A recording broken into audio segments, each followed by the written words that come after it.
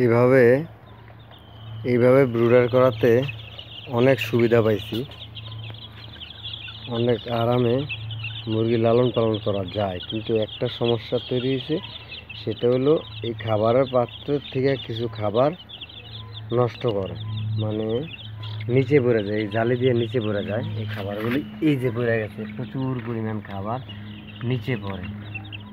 ওই বুটারও একই অবস্থা, ওই বুটারটা তো একই অবস্থা, সব জায়গাতে একই অবস্থা। এইভাবে মুরগি লালন পালন করলে অনেক উপকার, বসি ময়লা আবর্জনা সব মিলে অনেক উপকার, ময়লা নিচে পড়ে যায় আর মুরগিগুলি সবসময় পরিষ্কার পরিচ্ছন্ন থাকে। কিন্তু সমস্যাটা হলো কিছু খাবার নষ্ট করে। এই জন্য আজকে কী করলাম, বুদ্ধি খাটিয়া ওই খামারের থেকে 11টা মুরগির বাচ্চা এদিকে এনে ছেড়ে দিলাম, আর একটা পানির পাত্র দিয়ে দিছি। তো এই মুরগির বাচ্চাগুলোর আমি খাবার দিব না, এরা ওই যে নিচে টোকায় টোকায় খাবার খাইতেছে, এই খাবারগুলো এরা খাইব আর এখান থেকে পানি খাইব।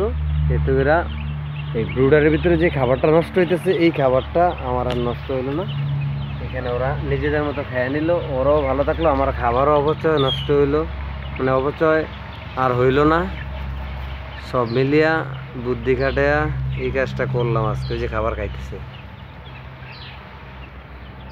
আজকের থেকে ওরাও আরো বেশি একটু খোলামেলা পরিবেশ পাইলো, আর আমার খাবারটাও আর নষ্ট হইল না। যে ওরা খাইতেছে।